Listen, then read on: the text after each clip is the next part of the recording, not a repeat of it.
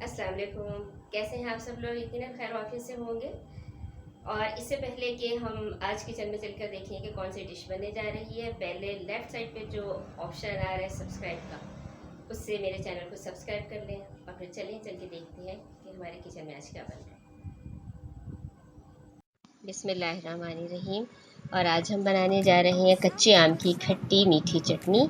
इस चटनी की फरमाइश हमारी एक सब्सक्राइबर ने लाहौर से की है। उनका नाम है इरम।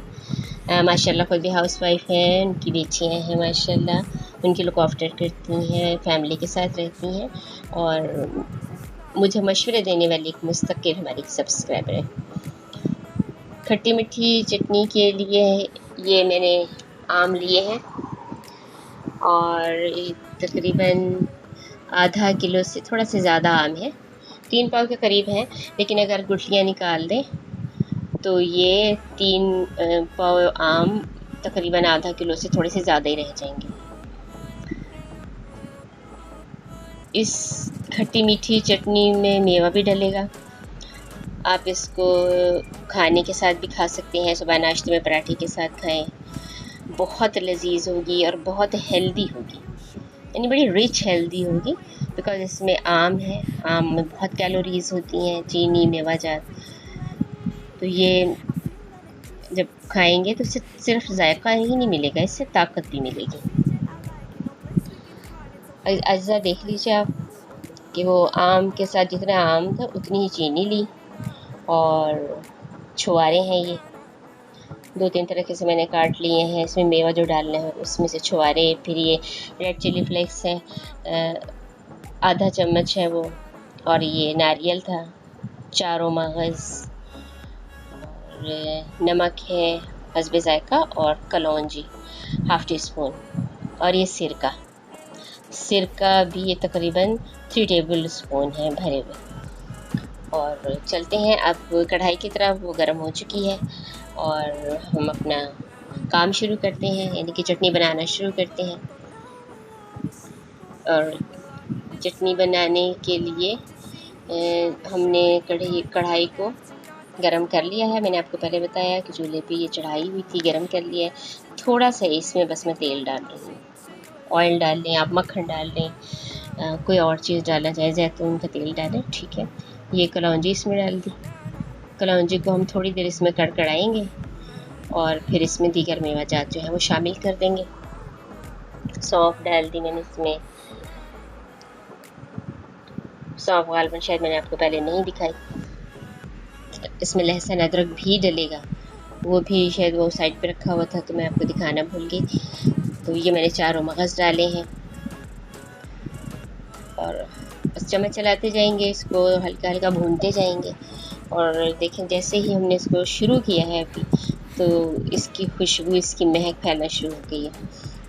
ये बादाम कटे हुए डाल दिए, बिल्कुल मीडियम फ्लेम है। छुहारे भी डाल दिए। साथ साथ चम्मच चलाते रहेंगे ताकि कोई चीज़ जले ना। नारियल डाल दिया। ये है लहसुन और अदरक बारीक कटा हुआ, और इसी तरह ये साबुत लहसुन है। इनकी स्मेल बिल्कुल नहीं होगी, डरना बिल्कुल नहीं आपने। ये बिल्कुल आम के साथ आम के ही जायके की तरह के हो जाएंगे, लेकिन ये कि बहुत लजीज होंगे, खट्टे मीठे होंगे, और सेहत के लिए आपको पता है लहसुन बहुत अच्छा होता है। नमक भी डाल दिया और हमने इनको मेवों को ब्राउन नहीं करना, बस हल्की सी इनको हीट देनी है ताकि इनकी जो खुशबू है वो बिल्कुल बाहर निकल कर आ जाए और चटनी में शामिल हो जाए। खुशबू और जायका मिल के इसको चटनी को बेहतरीन बनाएंगे। कुटी लाल मिर्च भी डाल दी।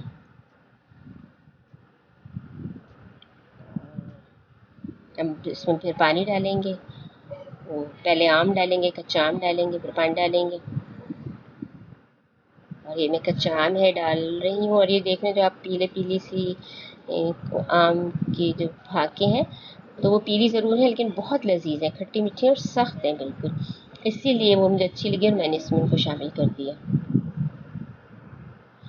थोड़ा सा बस हमने चलाना है और बड़ी बेहतरीन खुशबू इसमें से आना शुरू हो चुकी है, सारे मेवाजात की, कलौंजी की, और बहुत अच्छी खुशबू आ रही है इसके अंदर से, लहसुन की, अदरक के, सब के सारे ये फ्लेवर्स जो हैं इसमें शामिल जो हुए, ये मिलकर जायका और खुशबू दोनों को ही बहुत मज़ेदार कर देंगे। और बस इसको चला के अच्छी तरह मिक्स करके, और उसके बाद हम इसमें पानी डाल के इसको बंद करेंगे, हाफ गलाएंगे, फिर हाफ गलाने के बाद हम चेक करेंगे, और उसके बाद फिर हम इसमें चीनी डाल के फिर बकिया हाफ चीनी के साथ गलाएंगे।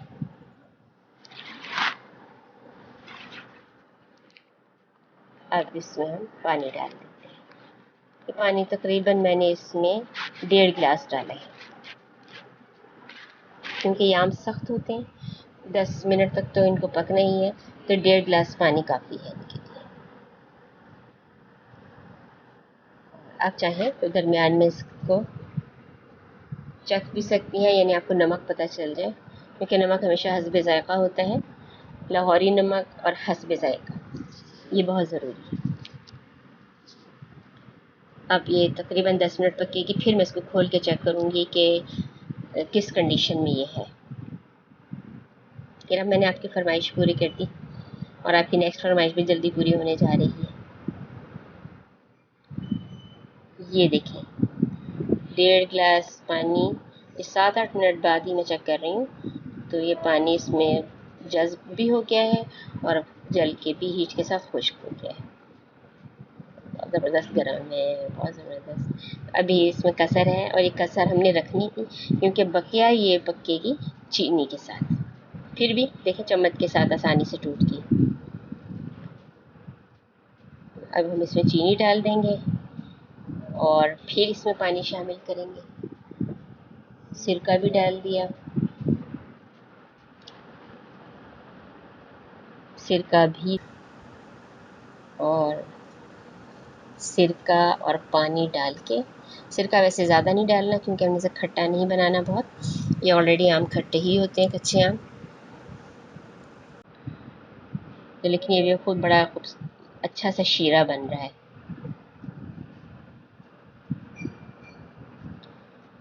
अब इसको हम फिर 10 मिनट पकाएंगे।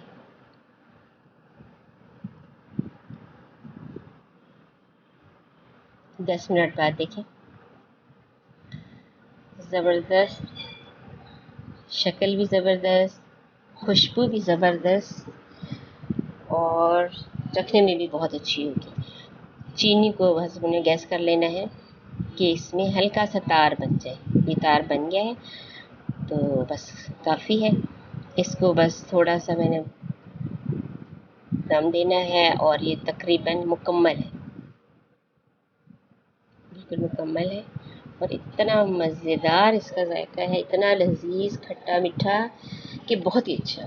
और ये बड़ी हेल्दी चटनी है, क्योंकि मेवे सारे कैलोरीज से भरे हुए होते हैं, आम में बेनतहा कैलोरीज होती हैं, सिरका भी है जो फ़ायदेमंद है सेहत के लिए, चीनी भी। बहुत ही मज़ेदार और बहुत ही सेहत बख्श डिश है। और अब फिर चाहे आप इसको पराठे के साथ खाएं, रोटी के साथ, चावल के साथ, दीगर सालन के साथ। ये देखिए, हमारी डिश तैयार है, और कितनी ज़बरदस्त इसकी शक्ल है, सारे मेवे भी नज़र आ रहे हैं, और शीरा यानी क़वाम जो बनाया था वो भी है। आपको यकीनन पसंद आई होगी। इनाम आप भी और आप सब लोग जो भी देख रहे हैं सब इस डिश को ट्राई ज़रूर करें, क्योंकि आम ख़त्म हो जाएगा। और ट्राई करके मुझे कमेंट्स में बताएं भी कि आपको ये कैसी लगी। और इंशाल्लाह मैं बहुत जल्द ज़र्री की फरमाइश है मटन कौरमे की, वो भी पूरी करने वाली हूँ।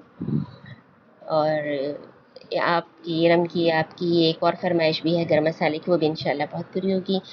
अब अगर आपको मेरी ये वीडियो बहुत अच्छी लगी हो तो प्लीज़ लाइक ज़रूर कीजिएगा, और चैनल को सब्सक्राइब करना तो बिल्कुल भी नहीं भूलना जिन्होंने नहीं किया अब तक। ढेरों दुआओं के साथ अपना और सबका बहुत ख्याल रखें, और सेहतमंद रहें, खुश रखें, और खुश रहें, और मुझे दुआओं में हमेशा याद रखिएगा। अल्लाह हाफिज़।